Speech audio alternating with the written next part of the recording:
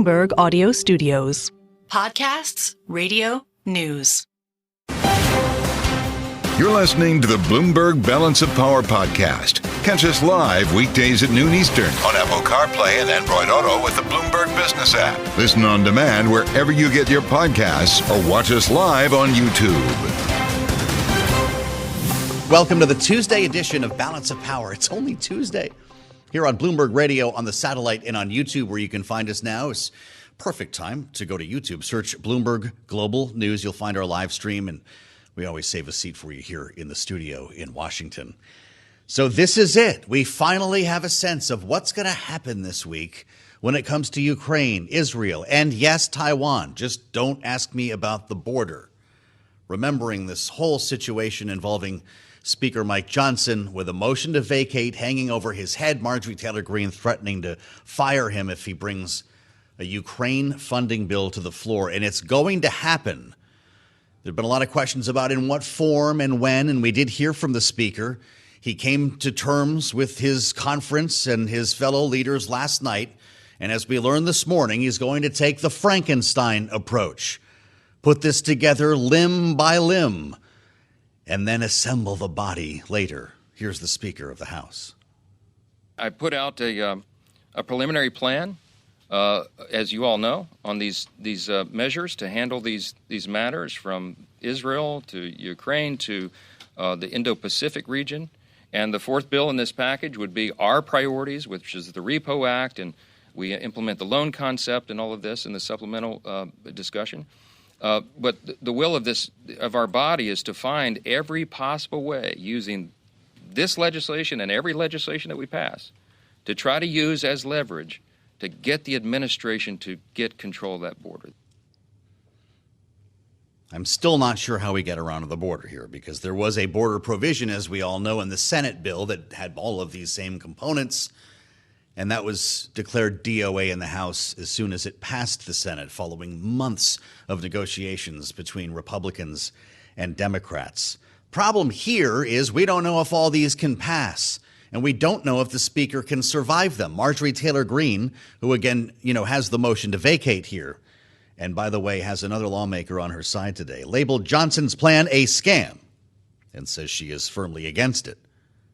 I support the majority, she writes, and I want it next time, so I'm being careful. Maybe that means he's safe after his trip to Mar-a-Lago last weekend. Let's get into this with Megan Scully, who leads our congressional coverage here in Washington. And my goodness, just another Tuesday for you, I guess, Megan. Great to see you. Thanks. But we now know at least the form this might take. I mentioned the Frankenstein approach. Is it the Humpty Dumpty approach, maybe, as we have to put him all back together again? I think eventually they will need to put it all back together again to get it through the Senate. Right now, they're taking it apart piece by piece, like you said, essentially to try to get it through the House. Ukraine will pass the House on the backs of Democratic support. Israel will pass the House on the backs of Republican and majority Democrat support, with progressives likely voting against it. So you have this kind of fragile coalition that he's trying to weave together on each of these bills. So then it's a matter of, do you package them all together to try to get them through the Senate, which has its own hurdles? It's going to be incredibly messy, and we don't even have all the details yet. So is this smart? Do we believe that the combined bill, in fact, would fail? Or was that just a maneuver by Mike Johnson to keep his job? A lot of Freedom Caucus, other conservative Republicans said we'll never vote for that. So the issue in the House is this procedural hurdle that Mike Johnson keeps losing, getting things out of the Rules Committee, which controls floor debate, and then the rule, which Democrats traditionally vote against because they don't like amendments that were not offered or that were offered. And then that usually fails along party lines. So clearing that hurdle with Republican support on a big piece of legislation is incredibly difficult. So that's why we keep seeing these defeats on the floor. There's talk of Democrats actually supporting a rule, which, to you and I doesn't seem like a big deal, but actually is pretty different than the norm. Yeah, any kind of bipartisanship it advances it. So It's incredibly complicated trying to get this through. This is probably his best chance of getting through Ukraine. And so that's the way that it's going. It's going to be a long and ugly week. These votes are probably going to be late on Friday, and then they still need to go through the Senate. They're supposedly going on recess at the end of this week, right? So we got a working weekend. Maybe it's feeling like. What about the motion to vacate? Tom Massey has apparently signed on or is willing to co-sponsor this with Marjorie Taylor Greene. This speaker is going to have a majority of one come Friday. Is it real, or does he know Democrats will probably be there to save him, either by staying home and changing the math or voting to support him? So there's at least one Democrat who has said that he will vote to save Mike Johnson, and that's Jared Moskowitz. And there are some others that we expect might. If Johnson does survive this ouster threat on the backs of Democratic support, he's still the speaker, but he's essentially the speaker in name only. Wow. So he does himself in if it takes Democrats to protect him. Yes, I think he's probably vacating that office at the end of this. Can we believe then that Donald Trump will protect him? Did he make a deal with Trump last weekend at Mar-a-Lago to keep Marjorie Taylor Greene off his back? So Trump certainly did Johnson a favor at Mar-a-Lago and went as far as anyone expected him to, probably further than many of us did expect him to, in terms of embracing Johnson. But that doesn't mean that still holds true today. We know that Trump's opinions about people can change pretty wildly. So it will be interesting to see how this all plays out. God knows. And you've got a week ahead. Megan, great to see you. And thank you for the insights. Megan Scully leading our coverage here on the terminal and online, as we now have a sense of the what and when. Just a question of whether this is actually going to work. But it looks like at least 4 spending bills. And as we just heard from Megan, we'll be voting likely by the end of the week. So don't pack your bags for recess yet. And as Donald Trump looms over the House agenda, pretty incredible day yesterday, even though we're all used to seeing him in court, becoming the first former American president, as you keep hearing, to go on criminal trial. It's just different when it happens. And looking at those images of him scowling in the courtroom make you wonder if he continues to raise money on this, whether there is actually a backlash here for the broader public as this now becomes a general election battle where one is attempting to gain votes. Brings us to the latest Siena poll. Important. We mentioned it yesterday. We have an opportunity to take the deep dive now with Don Levy. It's always great to have him with us, director of the Siena College Research Institute. As we read in their partner New York Times publication here, the president's popularity ticking up slightly. This is looking kind of like a tie. Mr. Biden, Mr. Trump, virtually tied with Trump at 46% to 45%, an improvement for Biden from late February when it was 48 to 43. There's a lot more under the hood, though, and that's why it's great to have you with us, Don. Good to see you. Welcome back to Bloomberg. Let's just start with the headline. Is this the post-State of the Union bump everybody was looking for? It appears to be. Certainly, we see Biden picking up with a couple of key constituencies, doing better with women, doing better with black voters, and doing better with Latino voters. So a 4-point closing from 5, which sounded like a big lead, down to 1, which I think you're absolutely right, is a tie. So at this point in time, Biden over the past 6 weeks has picked up some support. Still, both candidates have tremendous hurdles to overcome. One thing that stood out in this poll to us was the folks who we describe as double haters, those voters who say that they don't like either of the two candidates. That's a full 18% of Americans right now. And right now, when you look at that group of people, and they're a little bit of everyone, they're not just one demographic. But 30% of double haters say that they would vote for Biden. 21% of double haters say that they would vote for Mr. Trump. But nearly half of double haters say either I don't know, or I might vote for a third candidate, or I might stay home. And that's where a great deal of this battle is going to be waged, is amongst that group of double haters. Boy, and what a feast the double haters are going to have. Donald Trump is going to be in court scowling at the camera and talking to reporters in the lobby of a courthouse, presumably. And Joe Biden is going to be apparently caught in a geopolitical morass with high risk in the Middle East, big questions about what's happening in Ukraine, questions about inflation here at home. Don, how do you break through with a double hater if those are your choices? It's arguably getting worse for both of them. Well, an interesting question that we asked people was whether they thought that Trump and or Biden were either a safe or a risky choice for America, for them.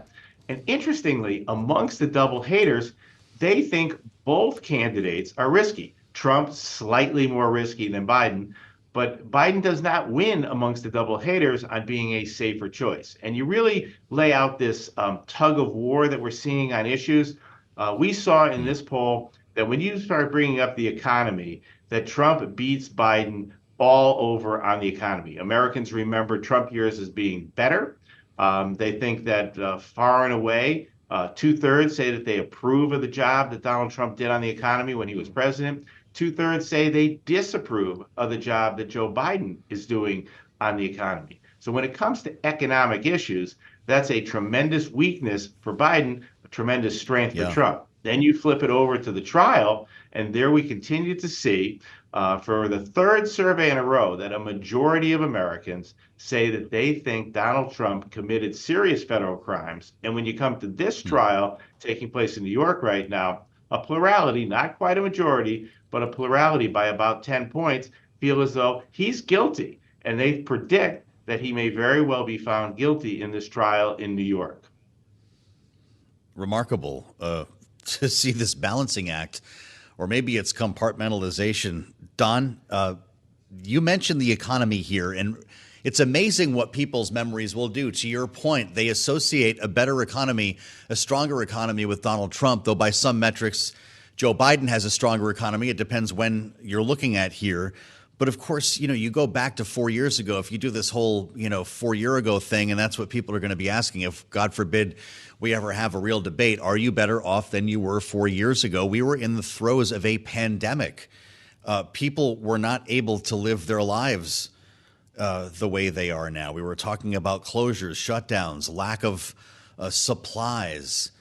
How does Joe Biden remind people of that? And I guess our memories are short. It's amazing to me that doesn't seem to show up in the polls. You found a big increase, 9 points in registered voters who believe that Donald Trump left the country better off. Yeah, absolutely. When you say, is the country better off, or did he leave it better off? Or are the Trump years mostly good or mostly bad? By 9 points, Americans say that the Trump years were mostly good rather than bad. And you flip that around to right now, and a negative 21 points when you're asking Americans, do you think that the Biden years are good or bad? I think that Biden is fighting the curse of the grocery store, and now the increased prices that every American faces on their groceries, their other monthly necessities, is just weighing them down. And they don't believe right now that the economy is better. And they're overwhelmingly saying it. We saw a 6-point increase in the percentages of Americans from this survey to one just in February who say that they think the American economy is no better than only fair or poor. It's slipping away even more in the eyes of voters. We've spent some time in our last minute here, Don, talking about the value of national polls. How should we interpret these numbers as we work our way through the rest of this cycle here, knowing there are swing state polls a week we have at Bloomberg, different snapshots tell you different things? Well, certainly the national polls give you a feel of how the country is. It contributes towards a national conversation. But you're absolutely right. We're going to hone in on these battleground states. We'll be polling those battleground states starting in about 2 weeks from right now. Right now, it looks like the battleground is perhaps growing. North Carolina is trying to fight its way in to be a battleground state. We had 6, now we're looking at 7. And we'll be talking more in that next poll about the push-pull, not only between the economy and threats to democracy, the former president on trial, but also the issue of abortion, which is going to loom very large in each and every one of these battleground states. And it's going to add another dimension that these candidates are going to have to fight over to convince Americans that they're better on the interests of each of these voters in the battleground states. Well, maybe Bloomberg was ahead of its time with North Carolina. Don Levy, it's great to see you again from Siena College. Great work and great to share your results with our audience. You're listening to the Bloomberg Balance of Power podcast. Catch us live weekdays at noon Eastern on Apple CarPlay and Android Auto with the Bloomberg Business app. You can also listen live on Amazon Alexa from our flagship New York station. Just say, Alexa, play Bloomberg 1130. As we try to imagine if Mike Johnson is capable of reverse engineering a foreign aid bill that's already passed the Senate, we're going Frankenstein style here. Limb by limb, Ukraine, Israel, Taiwan, each with their own constituencies. They presumably pass as separate spending bills and then are somehow stitched back together, put on the table, and brought to life in the United States Senate. That's the best case scenario. Mike Johnson's doing this now. He actually just outlined this whole plan with a motion to vacate hanging over his head. Listen to the speaker before we assemble our panel for the baseline. This is the news that came out this morning on his path forward. Let's listen. I put out a preliminary plan, as you all know, on these measures to handle these matters from Israel to Ukraine to the Indo-Pacific region. And the fourth bill in this package would be our priorities, which is the Repo Act, and we implement the loan concept and all of this in the supplemental discussion. But the will of our body is to find every possible way, using this legislation and every legislation that we pass, to try to use as leverage to get the administration to get control of that border. But will it work? What if one of them fails? What if they all fail? Or does Mike Johnson look like a genius when this is done because somehow they all passed knowing that each quarter had opposition to one or the other? And then he brings the body back to life. Let's assemble the panel. Rick Davis and Jeanne Zaino have been waiting months, like you and I have been, to find out how this is all going to work. Our signature panel back with us today. Rick Davis, smart move for Mike Johnson. What do you make of this? You know, I think anything that gets this bill moving, or this, series of bills moving and fund Ukraine is a step in the right direction. But you just mentioned this has been months in the works. How many Ukrainians have lost their lives because of lack of ammunition and inability to fight the Russians the way we had wanted them to all along? This is not progress. This is the end of a painful and horrific process that showed weakness within the United States toward our allies. That no good thing will come out of this other than getting this over with. And hopefully the speaker has the ability to marshal the resources within his caucus to actually get these votes done this week before they leave for recess. This is the second recess in a month that they'll be going on. And the last one they took for 2 weeks resulted in nothing happening. So I'm not going to bank on this until it's done. But it sounds like basically the same bill the Senate sent them months ago that could have been done and over with without having to deal with this current situation. In pieces, without the border, I guess. Jeanne, I'm trying to figure out if Mike Johnson is making his life more difficult here, or if this is just the only way to get it done in the House. What do you make of this, knowing that progressives had a problem with Israel, that some conservative Republicans had a problem with Ukraine? Is this, in fact, the only path? Joe, I first have to say you made me laugh out loud earlier when you said the Frankenstein approach and then the Humpty Dumpty. I don't know if you coined those, but those are great. I laughed out loud listening to you. So can they put him back together again, Jeanne? It is perfect, Joe. And, my sense is that this sort of approach worked with the laddered CR, which when not McCarthy, Johnson came up with it, I scratched my head and then we all learned what it was. And so I think he's trying to repeat here with this idea that, in your words, you can break it up and put it back together again. And I noted a glimmer of hope this morning as this was discussed, but that quickly has gone by the wayside. I mean, we've heard from Tom Massey that this is basically just handing everything over that Chuck Schumer wants, and he'll go with Marjorie Taylor Greene. We've heard Andy Biggs may be a no. He is on very, very thin ice here. And so I don't know if this approach is going to work. The easiest path is to pass the Senate bill. That's the quickest way to get this done. But of course, he doesn't think that his caucus has the will to do that. So here we are, and I am not convinced this is going to work. Glad you mentioned Andy Biggs, of course, at the helm of the Freedom Caucus, out with a long Twitter thread. I supported the plan Speaker Johnson announced in conference to allow the House to vote on the various aid packages separately, he says. But his since announced intent to merge them together, superfluous word there, before sending them to the Senate is wrong. So I'm getting confused here, Rick. Maybe he really is making his life more difficult. So you pass all four of these. What if you cannot stitch them back together with some weird parliamentary maneuver? Is the Senate going to clear them one by one? Yeah, I mean, these bills would all pass the Senate. Remember, the bill that they passed initially that had all of this, including controversial border security measures, passed with 70% of the United States Senate. So, and the Senate has been very impatient in this process, trying to get this off their docket, because as you point out in the last segment, they got a lot of other business to do. This was supposed to be the easy thing to handle, the supplemental. So at the end of the day, I don't think there's going to be much of a hurdle in the Senate. Maybe a few people who want to take a hike because the complexity around election year politics. But at the end of the day, the Senate wants this $95 billion to be spent in these priority areas. And as long as the House bills do that, either independently or as a total package, then I think all this stuff sort of gets through quickly. It doesn't make any sense what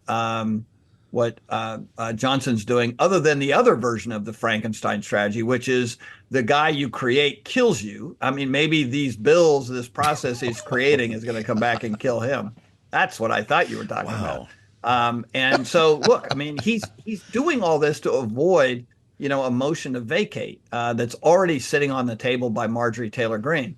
So what will be more interesting to me is whether these Freedom Caucus types and Marjorie Taylor Greene band together for a little, reunion party and actually take down this speaker. Rick just completed the analogy for us. Now we've been made whole here in just our first hour. What a productive conversation, as always, with our panel. Rick Davis and Jeanne Zaino. Democrats come into play here potentially. It's just a question of how many he will need, Jeanne. If he can't get a rule passed, and we're just going to wonk out here for a second, this speaker's had a real problem with the Rules Committee. You've got people like Chip Roy and others on the committee who do not want to see a lot of this take place. If he can't get a rule, which is how you get a bill on the floor, Schoolhouse Rock, that means he has to suspend the rules. And then it's a question of whether Democrats will be there for him. Will they? I am not sure. I am, as usual, less optimistic than Rick sounds that this is going to be easy by any stretch of the imagination. The reality is we haven't seen the bill yet. There is no text there, number one. Number two, I'm not so sure this is going to be that easy to put together if they pass it in the House, which is a big if, in the Senate. I mean, there were protests across the country, massive, about the issue of Gaza and Israel. Democrats are going to be very concerned if this thing, the one package on Israel, passes without conditions. Then you add to that any poison pills that Republicans put into this package, or Johnson does to get it over the hurdle, that's going to be a no-go for the Senate. So, if it passes the House, I'm not convinced it passes the Senate. But again, it all depends on what it looks like. And, if you go on suspension, I don't know that he has 2/3 to get this passed. But any idea that the Democrats can save Mike Johnson's job is just ridiculous, because even if they save it, he is essentially a dead man walking. I mean, you cannot be the Speaker of the House where Republicans control by way of Democrats. So it is a fool's errand to think that he would look to Democrats. And if he did, he'd be again dead. So, this is a very, very tough situation for Mike Johnson. God knows it, Rick. I'd like to hear from you on this today, because Marjorie Taylor Greene did speak earlier. And as we've told our listeners and viewers, Tom Massey, Republican from Kentucky, says he's with Marjorie Taylor Greene on the motion to vacate. So she found another. She said, quote, this is really interesting. We want to read between the lines here. I support the majority and I want it next time. The majority. She wants to keep the House, she's saying. So I'm being careful. He's definitely not going to be Speaker next Congress if we're lucky enough to have the majority. Doesn't that sound like this whole thing just ended? She's talking about Mike Johnson being careful and Mike Johnson not being Speaker next Congress, Rick. We shouldn't be taking this seriously, should we? Yeah, look, I'm not. I take very little of what Marjorie Taylor Greene says seriously. It's all performance act. I think, she probably is sitting on a memo from Mar-a-Lago that says, stand down. We don't need this chaos. Yeah. I think that would be the one thing that Speaker Johnson got done when he went down there to have his press conference with Trump. So at the end of the day, it's more important for Marjorie Taylor Greene to get invited to the Christmas party at Mar-a-Lago this year than it's going to be to decide who's going to be Speaker of the House of Representatives. So my guess is she's going to follow the pattern. And I would say that I think there is a path for Johnson if he had any courage, and that is to get 150 problem solvers on the Republican side and the same number in Democrats and say, I'm going to create a coalition government. I'm going to govern from the center. I'm going to get a lot of things done in an election year that hardly ever get done, and maybe even make a commitment to pass a budget by September of this year. And he would go down in history as one of the most successful and impressive leaders of our time. There's zero chance that that's going to happen, but that's always an option. Wow. Just imagine waking up and reading a story like that. Jeanne, did Donald Trump tell Marjorie Taylor Greene to stand back and stand by? It sounds like he did, although, Donald Trump can be with you one moment and against you the next. So I think if I was Mike Johnson, I'd be very concerned that his opinion remain what it was on Friday, supportive the way it was publicly, because he can shift on a dime. Donald Trump doesn't like people who lose. If Mike Johnson loses this vote, who knows if Donald Trump will stand with him. But we do know that beyond Donald Trump, the campaign of Donald Trump is very concerned about all this chaos in the House. So they have been pushing, and that's why he went out on Friday, for Marjorie Taylor Greene to stand down. So she may well do that. But again, nothing is certain when it comes to Donald Trump's support. And so Mike Johnson's got to be very careful about that. And, I agree with Rick. Wouldn't it be remarkable? And wouldn't it make sense for Johnson, who isn't going to be reelected Speaker, if he stopped worrying about his job and just holding on to his job and just did his job? That would be remarkable. And yet we've seen no signs that he's going to do that, because he's not going to be Speaker again. So he doesn't have to worry about keeping it. He's just got to do what's in front of him. Jeez. Well, it'd be a profile in courage. And it does not sound like he's going to be Speaker again when you listen to so many in his own conference here. What is going to happen today, by the way, is the Mayorkas impeachment articles are going to be sent next door. They're going to walk these over, send them to the Senate, where it's apparently they're going to go to live a very short life. It's just a question of how exactly Democrats are going to handle this and whether they'll be dismissed on sight. That's coming up just about an hour and change from now. We'll actually see that process of the articles walked across the rotunda to the Senate. You're listening to the Bloomberg Balance of Power podcast. Catch us live weekdays at noon Eastern on Apple CarPlay and Android Auto with the Bloomberg Business app. Listen on demand wherever you get your podcasts or watch us live on YouTube. Joe, it's just a few blocks north of Wall Street where the proceedings are underway at the Supreme Court here in New York Criminal Court, 15th floor.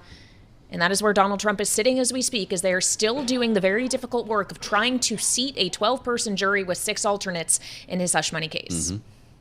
Can't imagine he's making eye contact, Kailey, as we keep hearing with these potential jurors and what it must be like for them. Of course, more than half were dismissed yesterday, and you must be upset to not be standing outside in front of that courthouse all day today. Donald Trump, of course, is back, and we did hear from him earlier. Here's the former president.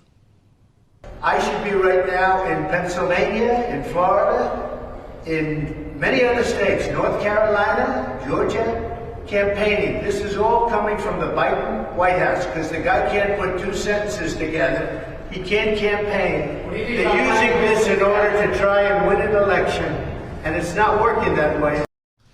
Donald Trump in the courthouse hallway earlier today. So we want to get more on what exactly is happening in that room and what is likely to happen as this process plays out in the weeks moving forward. Joining us now is Rob McWhirter. He's a constitutional law expert and a practicing criminal defense and civil rights lawyer in Maricopa County, Arizona. So Robert, it's great to have you here on Balance of Power on TV and radio. As we think about the way this process is unfolding, understanding that the defense attorneys are asking these potential jurors basically questions around their impressions of Donald Trump. This is a former president we're talking about. How hard is it going to be, not just for them to get truthful answers to these questions, but ultimately decide who is going to be unbiased in this case? How long do you anticipate this process could take in its entirety?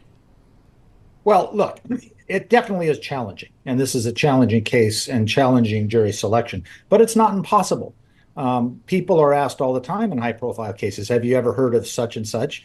And they answer, and the real question is, can they still be fair and impartial? And so the next subsequent round of questions are to do that. Now, the judge has already knocked off a number of people from this jury veneer, the jury pool, and that's because they had too many strong biases, either for Mr. Trump or against Mr. Trump. It was a process that benefited him just as much as it benefited the prosecution. How long this will take, that is an open question. I would certainly think it'll take the rest of this week and perhaps next week. I do not anticipate jury selection will go beyond that.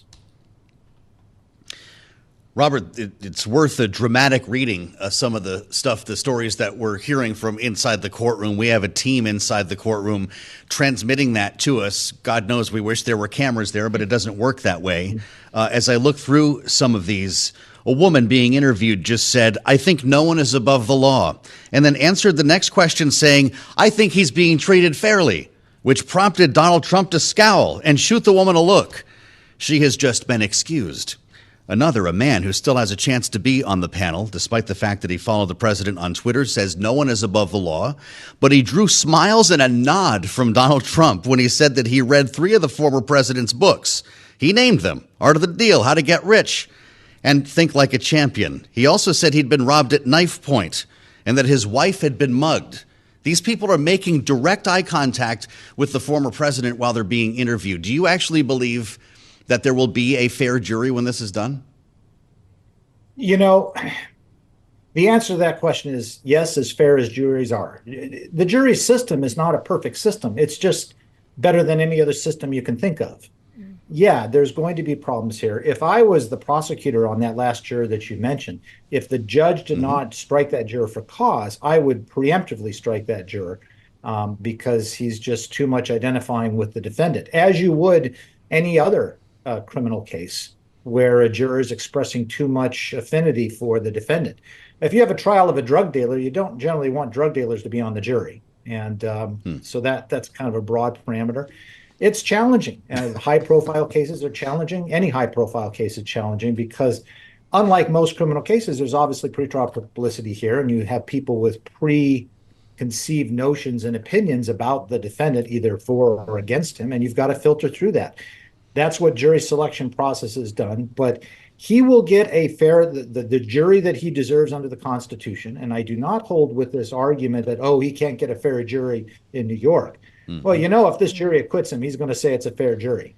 So he's getting the jury that he deserves under the Constitution, and people struggle with goodwill to select a good, balanced jury. And hopefully the jurors, the potential jurors, are being honest with their responses, and they will judge his case fairly.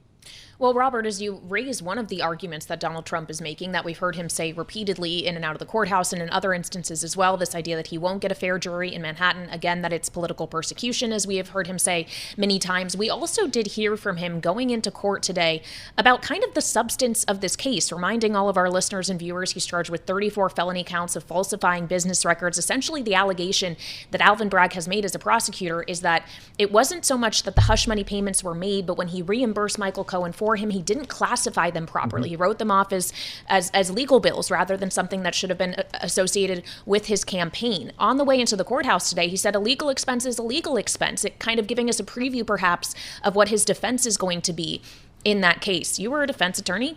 You think that works?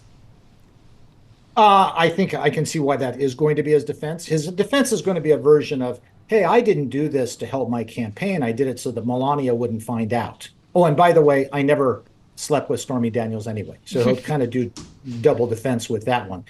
But look, I think what gets lost, and other news agencies are dishing out some of this stuff, there are victims here. The victims are the voters and the people of New York and the United States.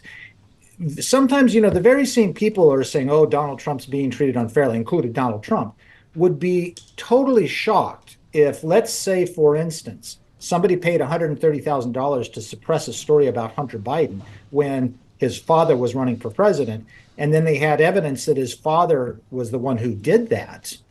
They would be all over that and say this should be prosecuted. Well, this is no different here. This, and from what we've seen reported, the prosecutor has evidence that Donald Trump approved this specifically to prevent Stormy Daniels' story from getting out at a time when he was running for president. Now, he's already gotten some favorable rulings from the judge in this case. He's getting a fair trial. The judge, for instance, suppressed so far evidence of the Access Hollywood tape coming in, which kind of shows Donald Trump's motivation. So Donald Trump is getting a fair trial. And I will say something else, too. This argument about somehow this is engineered by the Biden administration is absurd. There's no evidence of that. And his argument that I could be someplace else campaigning, blah, blah, blah. Well, don't forget that this trial could have happened a year and a half ago. It is Donald Trump and his lawyers seeking to delay that's gotten the trial happening right now rather than months and months and months ago. So Donald Trump really shouldn't be complaining about that. He's the one who created this trial date. We're spending time with constitutional law expert and attorney Robert McWhirter on this second day of Donald Trump's criminal trial. Robert, while you're with us here in our remaining moments, a lot of folks have questioned the veracity of this trial, suggesting that it's the weakest of the four that Donald Trump could have faced or may still face before the election in November. But what's it going to be like when testimony begins? What's it going to be like when Stormy Daniels is telling her story and that'll be the front page news, or Michael Cohen? Is this going to feel different? Well, I do agree, by the way, this is the weakest of the four cases. That does not mean that it's not a case that the prosecutor can win. This case will come down to the testimony of two people, Stephanie Clifford, Stormy Daniels, and Michael Cohen. The defense strategy here is to try to attack both of them, especially Michael Cohen. I don't think in my experience, and I've had many, many trials where somebody is a snitch and they testify and then you attack them for their interest in testifying against somebody. The juries are very good at saying, yeah, he's doing that and he's self-interested, but doesn't mean what he's saying is not true. Just because Michael Cohen is saying stuff about his former boss and he's getting a deal for it or has gotten benefit from it, doesn't mean that what he says is not true. I mean, you can be kind of self-interested and still honest. And I also think that in this case, having just seen her, I think Stormy Daniels is going to be a very strong witness against Mr. Trump. And I must say, in this whole sordid affair, at least from what I see publicly, the person that's shown the most integrity and honesty so far has been the sex worker. I mean, she seems to just have a straightforward reason. She says she slept with Donald Trump because she's a sex worker and the check cleared. Well, that's pretty honest. The jury cares about honesty. Other things are not quite as important to them. And Robert, in our final minute here with you, it's worth noting that, of course, this trial will be taking place every weekday except Wednesdays. There were a few things that Trump wanted to be excused for. One of them is happening next week at the Supreme Court on April 25th when it's arguments in his immunity from prosecution question related to the 2020 election case brought by Jack Smith. But the High Court is also hearing something else today, specifically related to riot charges around January 6th, essentially a question as to whether an obstruction of a proceeding, an official proceeding, should be applied to the extent that it is in the cases of those who were present on January 6th. It does seem like some of the justices are quite skeptical of this. What is your read on that case in particular? Well, that case in particular is the Fisher case, Fisher versus United States. And it had to do with the Sarbanes-Oxley Act, the Financial Fraud Act that was passed after the Enron scandal. Yep. Right. And what happened is in the Enron situation, a bunch of accountants for Enron just decided to start shredding all kinds of evidence, and there was no statute against it. So they created this statute. Now, the statute, although it was written for that circumstance, has very broad language And the prosecutors applied that language to the situation of January 6th and these defendants. And so that is pretty common in law. You have a statute written for one thing, but the language is written broadly enough to cover another. It is an argument. He could have some success in the court on that argument, although at the end, I don't think so. And of course, Mr. Fisher is bringing that, but the real person who's interested, of course, is Donald Trump, because he's facing potentially the same criminal charges as Mr. Fisher is. I will also note that Mr. Fisher has several other charges, as do these January 6th defendants, that would actually, they can be found guilty on beyond just what that is. So, so we'll see how that kind of works out. I don't know if you want me to have time to go into the presidential immunity argument, but I could comment on that too. But I know we're pressed for time. Well, we'd love to have you back. We want to stay close to you, Robert. Appreciate your analysis as always today. Robert McWhirter with us. Thanks for listening to the Balance of Power podcast. Make sure to subscribe if you haven't already at Apple, Spotify, or wherever you get your podcasts. And you can find us live every weekday from Washington, D.C. at noontime Eastern at Bloomberg.com.